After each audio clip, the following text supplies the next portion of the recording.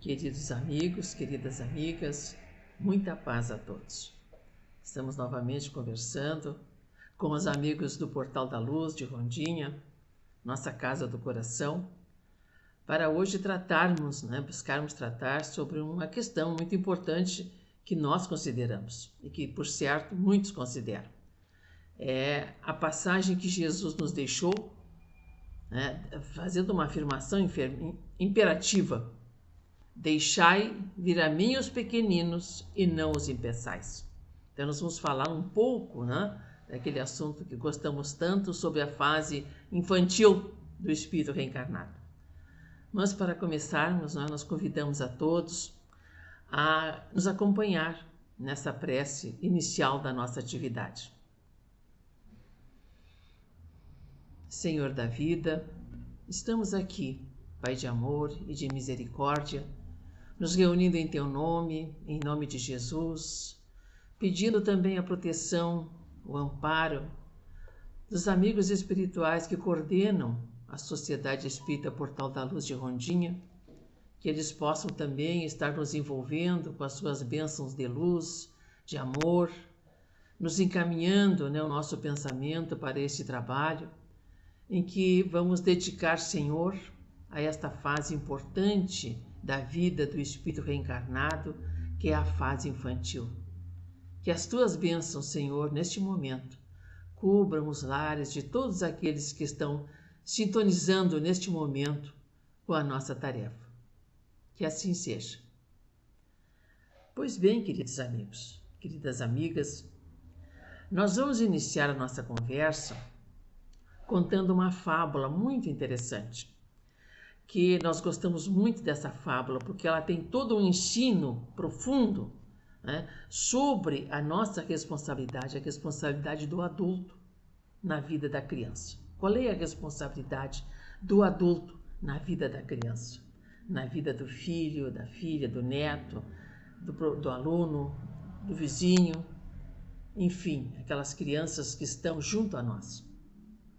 A história, a fábula, intitula-se O Passeio da Estrelinha Azul. A estrelinha azul era uma estrela muito linda, azulzinha, que todas as noites, lá do alto do céu, olhava aqui para o planeta Terra, esse espaço azulado, lindo, com uma vibração tão bonita. E a estrelinha azul lá de cima olhava aqui para a Terra, olhava. E ela tinha uma vontade de vir à Terra, de fazer um passeio aqui, conhecer como é que era aqui a natureza, conhecer as crianças, conhecer os adultos. Ela tinha uma vontade de fazer essa experiência, mas ela não podia. Ela estava lá no céu, no alto, não tinha como ela sozinha se deslocar até a Terra. E uma noite ela estava assim, ensimesmada, olhando para o nosso planeta Terra, tão lindo lá do espaço sideral, quando de repente ela ouviu um vento soprando forte, que ela chegou a levar um susto e disse: ai, seu vento, que é isso? Como o senhor hoje está soprando forte? O que está acontecendo? Aí o vento respondeu para ela: ah, amiga, é que eu tenho uma tarefa muito importante. Eu tenho que soprar umas nuvens lá na terra, lá embaixo, lá perto de Rondinha, em Arroio do Sal, onde não chove há muito tempo. E eu tenho que soprar umas nuvens para que caia uma chuva gostosa naquele lugar, que beneficie tudo, a natureza, as pessoas, todo mundo fique feliz com a chuva. Ah, seu vento, eu tinha uma vontade de conhecer a terra, de dar um passeio até lá. Ah, o vento respondeu: mas então, amiga, aproveite que eu vou até lá. Suba nas minhas asas, que eu te levo até lá onde eu vou, te deixo lá para dar um passeio e faço a minha tarefa de soprar as nuvens até lá. Aí a estrelinha azul não teve dúvidas, pulou nas asas do vento e veio, zum!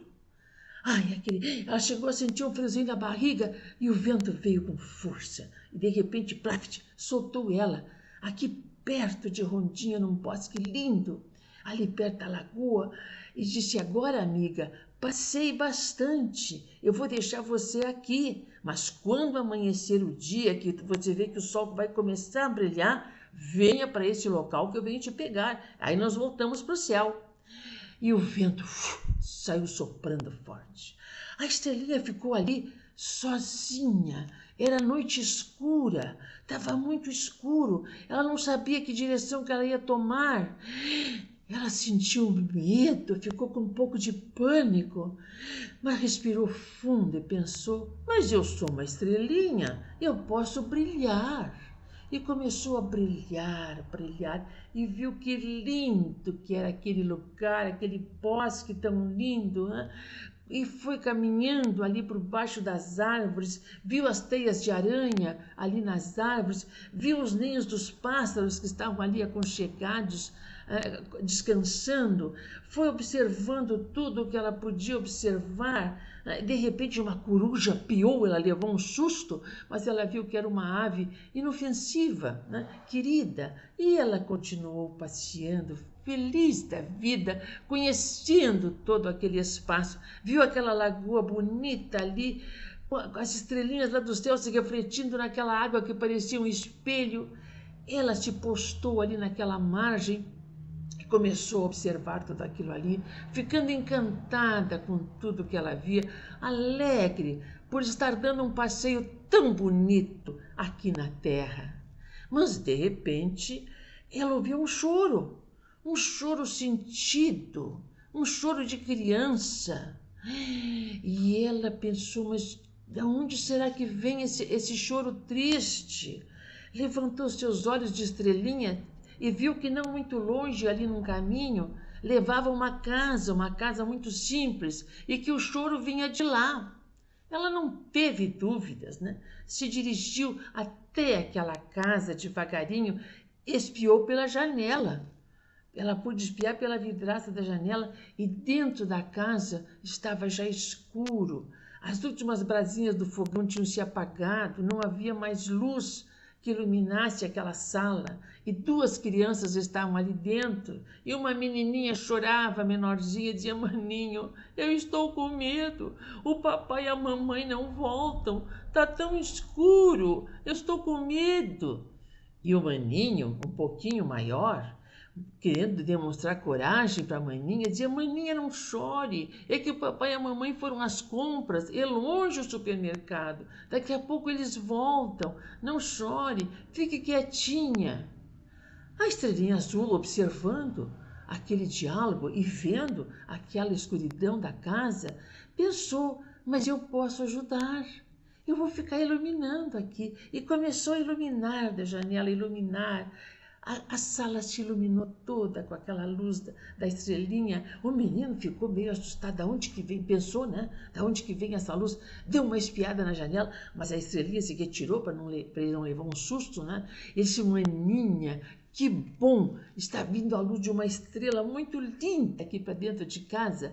E os dois ficaram tranquilos, foram brincar, né? Se distrair. Passou o medo da menina e ela começou a ficar alegre, brincando com o maninho.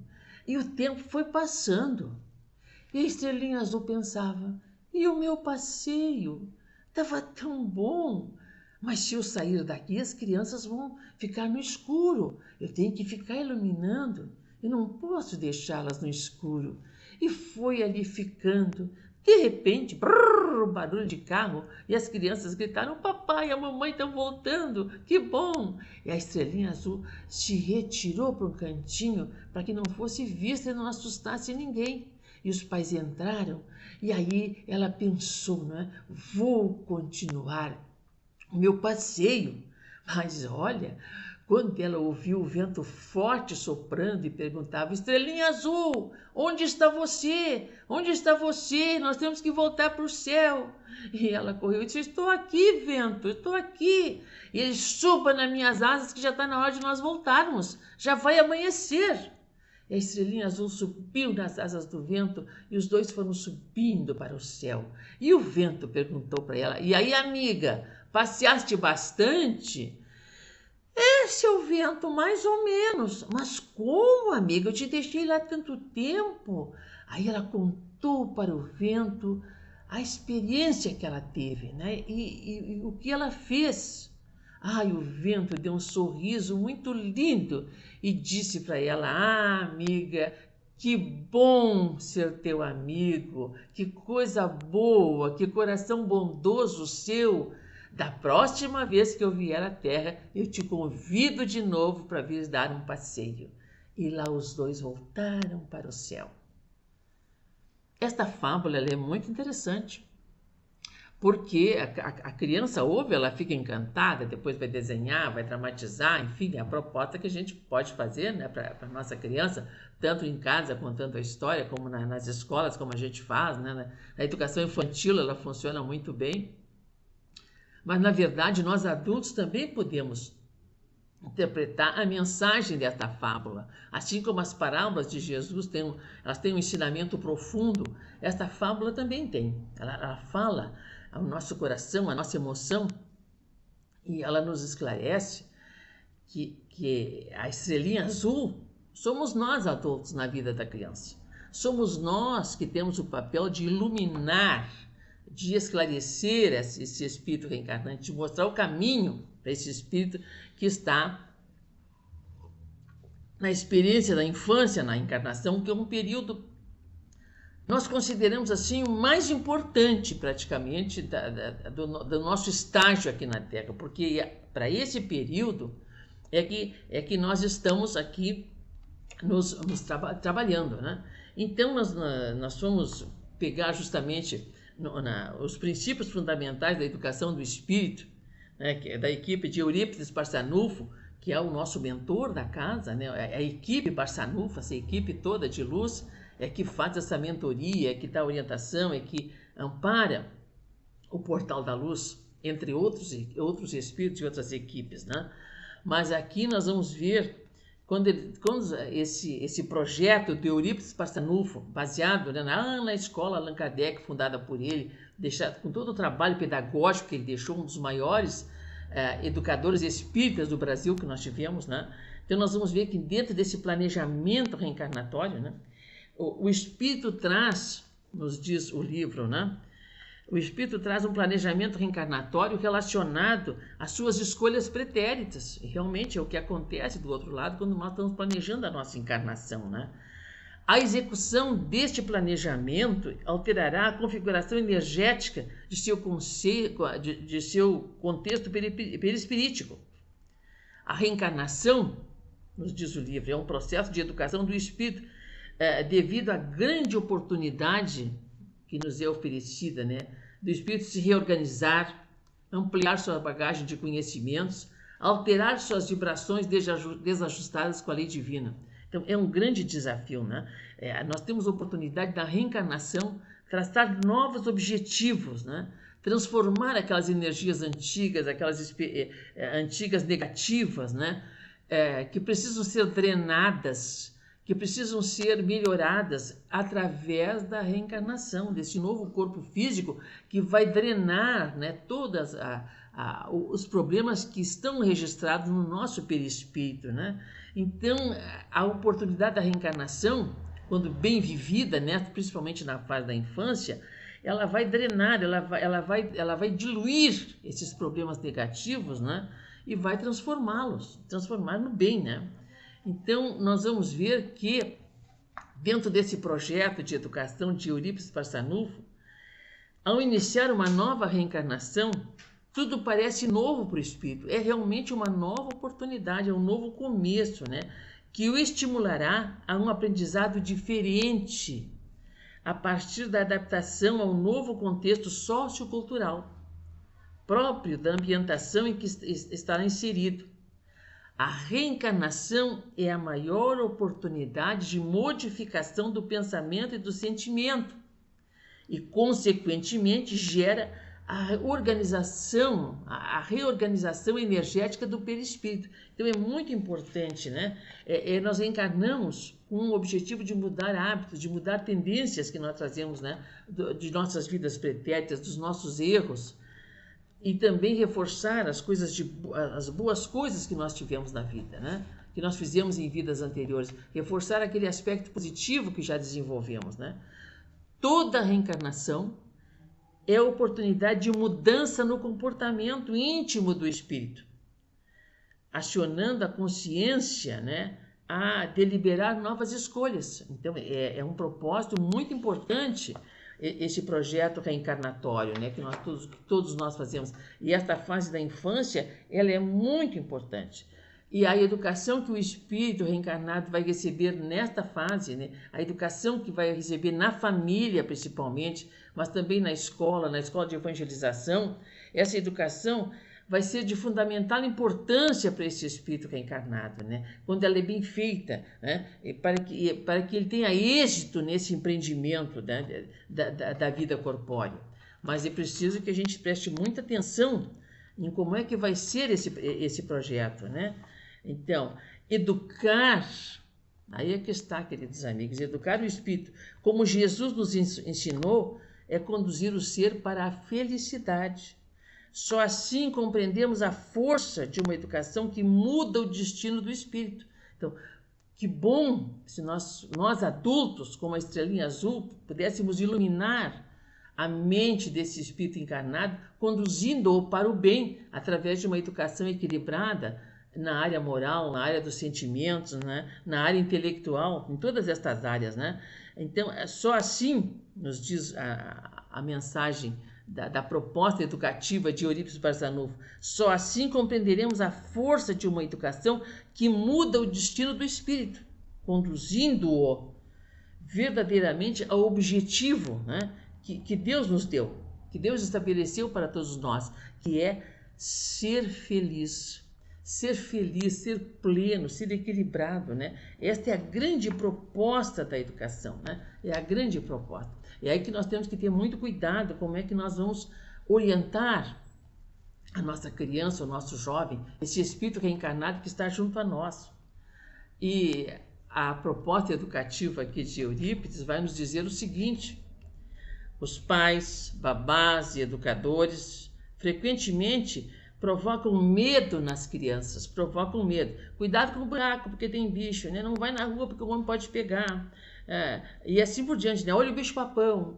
E a gente vai criando medos na criança. Tu não come, vai acontecer isso.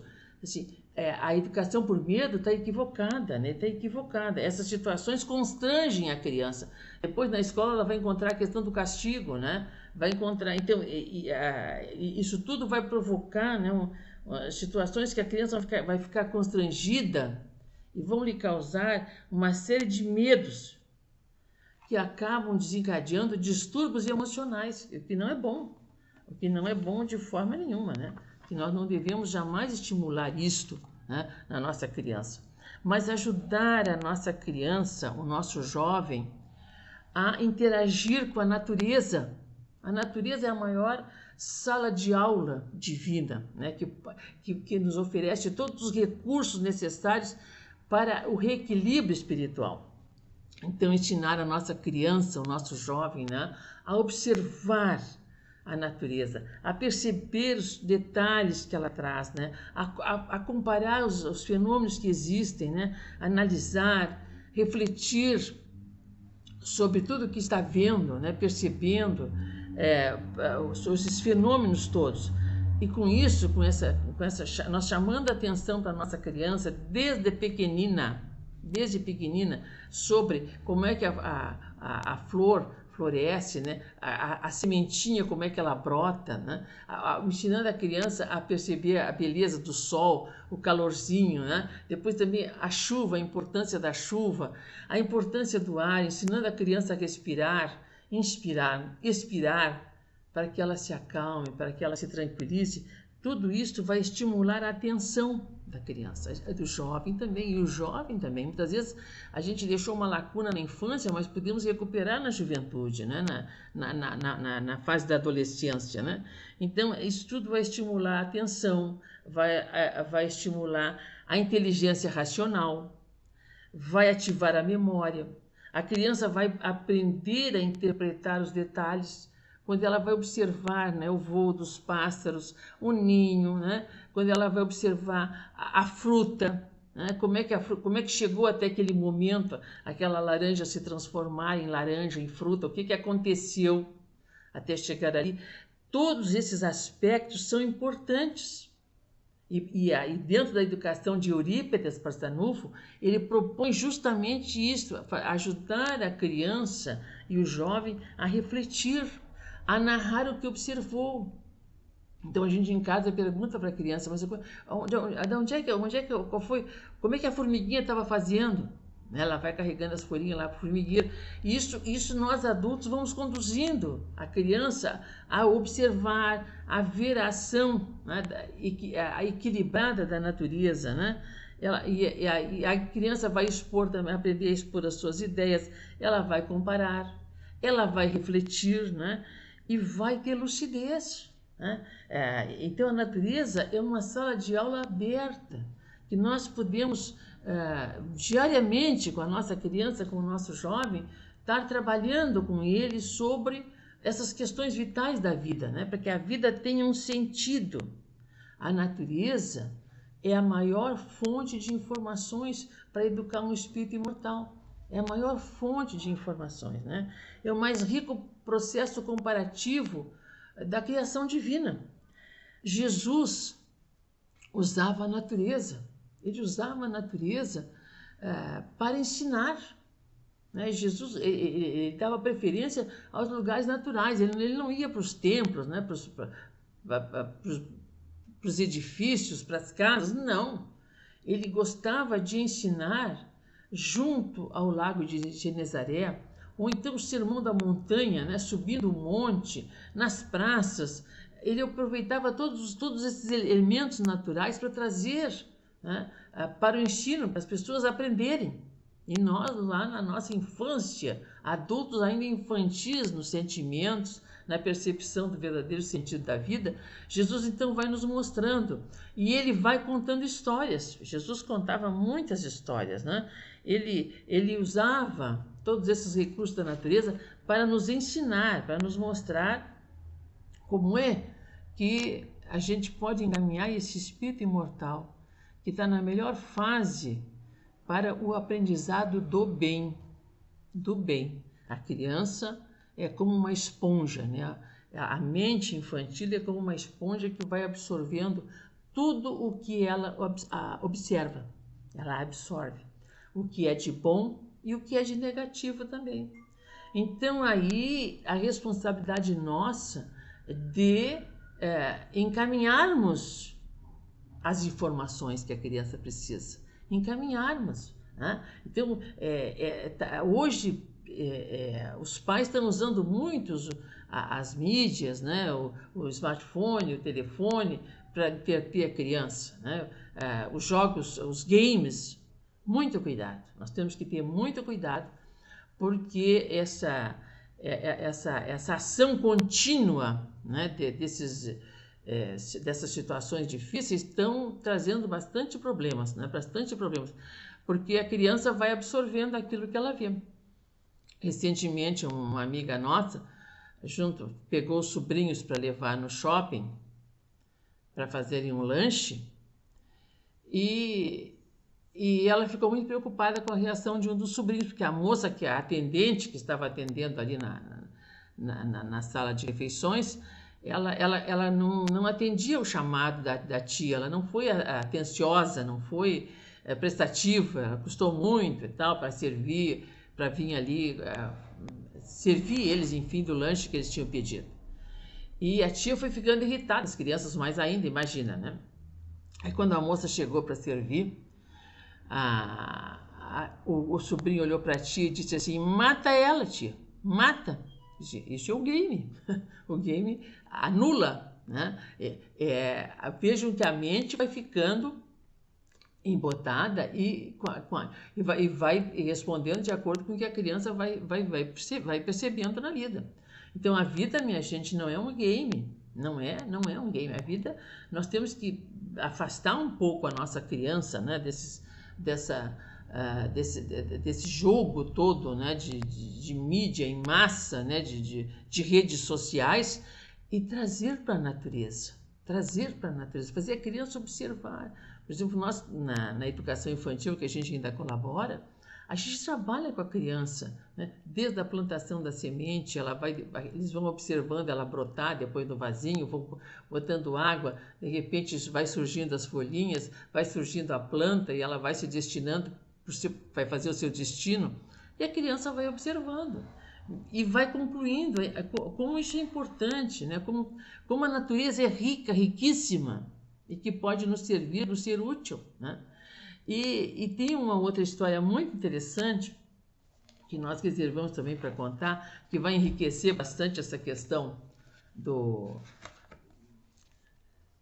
da vivência da criança com a natureza, né? Dessa fase infantil. Por isso que Jesus dizia assim: deixai vir a mim os pequeninos e não os impeçais, porque nós temos que trazer também para o coração infantil Jesus, com seus ensinamentos, né? Então, a curiosidade do Juquinha, que está no Conte Mais 1, né? Da coleção das histórias que a gente resgatou com toda uma equipe de luz que nós trabalhamos, né? Na Federação Espírita do Rio Grande do Sul. Juca era um lindo garotinho, estava sempre se divertindo com tudo que via.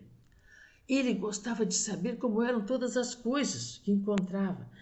Ele deitava no chão para ver os bichinhos que andavam, como é que eles comiam, como é que eles viviam, o que eles faziam, né? Como também ele olhava, né, os olhos do bichinho, a boca, os pés, né, o pelo dos animais, achava que tudo no mundo é muito bonito e bem feito. E ele ficava pensando, né? Ele perdia horas e horas, a mãezinha estimulava ele muito, e ele perdia horas e horas olhando as coisas grandes que encontrava, né? Nos matos, aonde ele ia com a mãe, nos parques, né? No zoológico, e ele ficava olhando aquilo tudo, né? Ele gostava de ver as coisas grandes também, como ele gostava de ver as coisas pequeninas.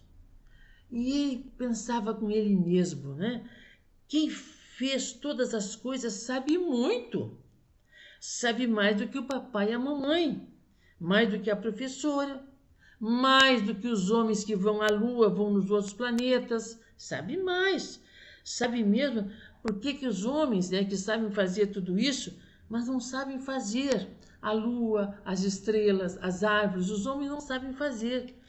E ele ia pensando, né? Olhando uma tartaruga, certo dia, ele dizia: quem fez a tartaruga sabe fazer as coisas que andam devagar, mas também sabe fazer as coisas que andam ligeiro, como o vento, como o raio, nos dias de tempestade.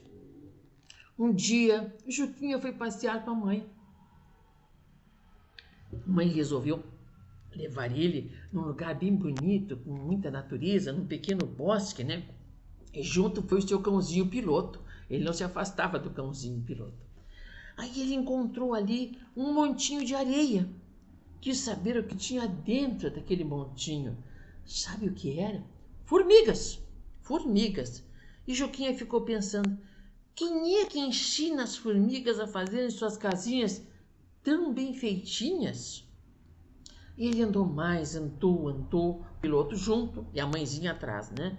Viu então uma coisa verde, né? Verde, bonita, assim, grudada num galho de árvore, ficou olhando encantado, mas ele ficou mais encantado com o que ele viu sair de dentro daquela coisa verde. Sabe o que era?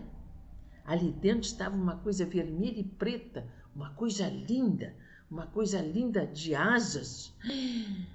Dentro daquela coisa verde saiu uma linda borboleta voando.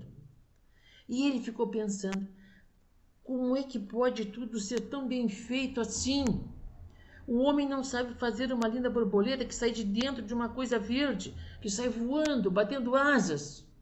E ele foi pensando, né? Ele viu outra coisa pequena, marrom, quis saber o que estava dentro daquilo. Estava aquela bolinha no chão, marronzinha, quis saber o que é, pegou a mãe e ajudou ele. A mãe explicou: é uma sementinha. Uma sementinha, mãe? Sim, minha filha, é uma sementinha. Aqui dentro tem uma árvore. Ai, ele ficou muito intrigado. Como é que ele entendeu uma coisa assim? Quem fez essa sementinha deve ser muito sabido mesmo, ele pensou, né? Juquinha andou mais e o piloto atrás dele. Encontrou um lago ali de águas paradas, né? Olhou, olhou, ficou encantado. Sabe o que ele viu debaixo d'água? Uma coisa pequenina e preta. Tinha rabinho, nadava de lá para cá. E a mãe explicou, isso aí é um futuro sapinho, é um sapinho novo. E aí ele olhou o sapinho, outros sapos fora do lago, sem rabo. E ele ficou intrigado, né? Quem é que tira o rabo do sapo sem ele sentir dor? Quem mexe o corpo do sapo para ele respirar dentro d'água quando é pequeno e respirar fora d'água quando já está grandinho? E Juquinha continuava a olhar tudo, o peixe, os peixes, o lago, o caramujinho que anda, né, com a casinha nas costas. E aí a mãezinha disse para ele, olhe para cima, Juquinha, veja a nuvem. E aí vinha se aproximando uma nuvem escura e começou um vento forte, né? E aí ele disse, mamãe, mas o que é isso? A mamãe disse, a nuvem escura traz chuva. Vem chuva, vamos voltar. Meu Deus, eles correram para poder voltar para casa, né? E pegaram a chuvarada no caminho, né? Chegaram em casa todo molhado.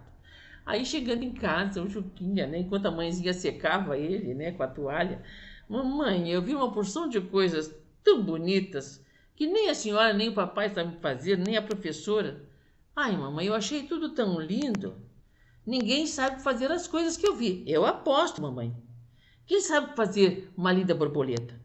Quem é que tira o rabinho do sapo quando ele cresce?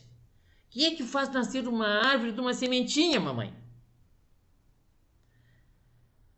A mãe respirou fundo e disse, meu filho, só Deus, nosso Pai, nosso Criador, é que poderia ter feito tudo assim tão certo, tão belo e tão bom. E o Juquinha ficou muito faceiro com a resposta, né? É uma das histórias, né, das nossas aulas de evangelização e que a gente pode contar para as crianças, né? A trazer para a criança, para esse espírito imortal, a ideia de Deus. Deus como Pai, como Criador, né? Trazer para essas crianças a ideia, a vida de Jesus, Jesus como nosso irmão maior, nosso mestre, nosso guia, nosso modelo. Este é o grande desafio do momento que nós estamos vivendo. Trazer essas informações para esse espírito imortal, porque ele precisa ter uma educação plena, de luz. Ele não deve ter uma educação cerceada de toda essa base luminar, que ele tem uma necessidade imensa, porque isso faz parte da sua religiosidade básica. Nós nascemos com o propósito de sermos bons, né? Nós nascemos com o propósito de entendermos a vida. E a infância, a fase da infância, até os 7, 8, 9, 10 anos, é a melhor fase para que possamos construir uma identidade positiva, uma identidade moral positiva para esse espírito imortal. Emmanuel chega a dizer da importância vital dos 3.000 primeiros dias da reencarnação. Nesses 3.000 primeiros dias da reencarnação, ali nesse período, né, nós temos o melhor período para fazer desabrochar toda a potencialidade divina que existe nesse espírito imortal. Não importa o passado que ele teve. Ele pode, neste momento, né, dessa nova oportunidade da encarnação, ter uma educação baseada na moral evangélica, né, baseada no amor divino. Ele pode ter uma educação que vai salvá-lo, né, nessa encarnação, né, vai torná-la proveitosa. Ele vai cumprir com todas as regras, né, o projeto reencarnatório que ele teve, que ele fez para essa vida, para evoluir, para ser melhor. Então, queridos amigos, queridas amigas, né, um beijo no coração de todos. Nós agradecemos a atenção e agradecemos neste momento a espiritualidade amiga, né, pelo amparo desta casa, do Portal da Luz, de todos os seus trabalhadores. Que o Portal da Luz, com a sua equipe de luz realmente, possa amparar toda essa região em que ela serve como um farol de luz espiritual. Que Deus nos ampare, que Deus nos ajude, que Jesus nos ilumine. Que assim seja.